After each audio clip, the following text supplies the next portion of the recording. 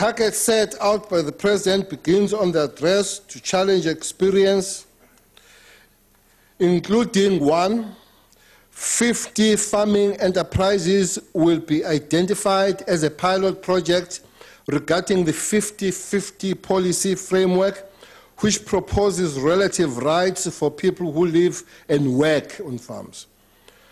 2, the establishment of the agri-parks or cooperatives and clusters within the poorest 27 district municipalities of the country. 3, a ceiling of land ownership will be set at a maximum of 12,000 hectares by any natural or legal person.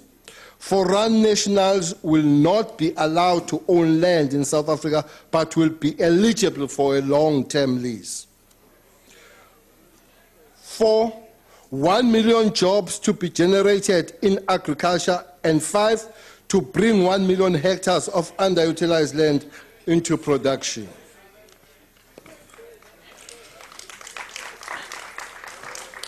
Honorable members, before we enter into frivolous talks, spark grade 5 debating argument of throwing figures and mathematics about how much land black people will own in this country, I want to reassure the House that the ceiling of 12,000 hectares does not mean that we will procure land 12,000 hectares of land for each land reform applicant. It's not 112,000, one person, 112,000, one person.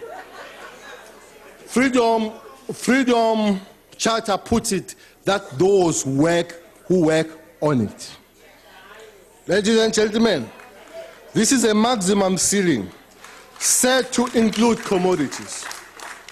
We are aware that 12,000 hectares exceed the average farm size, but as you may know, economies of scale differs among various production systems. E.g., grazing land for livestock producers need much more land than the wine or maize producers. The 12,000 hectare ceiling is meant to cover all producers. Therefore, we need to discourage the practice of throwing the Freedom Charter into political football in the House. It's a very serious document. Ladies and gentlemen, to achieve these targets and to effect transformation of the sector, ensure that all South Africans benefit from growth in the sector, require greater synergy and collaboration with the sector and among several departments, more especially Department of Agriculture and Department of Rural Development and Land Reform. To this end, the political leadership and management of these departments have forged a greater partnership, one which has existed before. We are striving to overcome challenges of duplication and overlap by clearly defining roles and responsibilities. While the role of the Department of Rural Development and Land Reform is more centered around the rural development, land restitution and distribution, the task of Department of Agriculture, Forestry and Fisheries is to keep transferred land productive, allowing previously disadvantaged individuals to benefit from agricultural business and to manage the growth of the sector towards more inclusive rural economy. However, for this to happen, more women and youth must be assisted to enter this formally restricted profession to previously disadvantaged individuals. The President, through the SONA, thus instructed the Department of Agriculture, Forestry and Fisheries and Rural Development to lead and establish the agri-parks in each of the 27 poorest districts.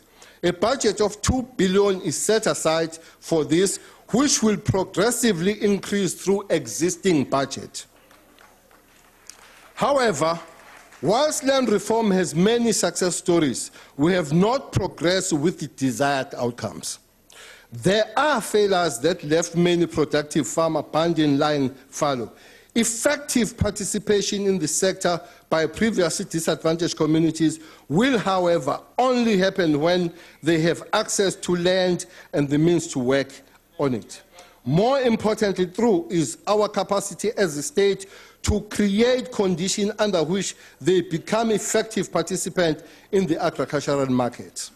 The President has therefore pronounced on the commodity-based approach of the Agricultural Policy Action Plan, APAP, and the further pursuance of the 50-50 arrangements between farmers and the farm workers. We already know of progressive farmers who have begun to implement the principle of 50-50, where farm workers and farmers share ownership of the farm.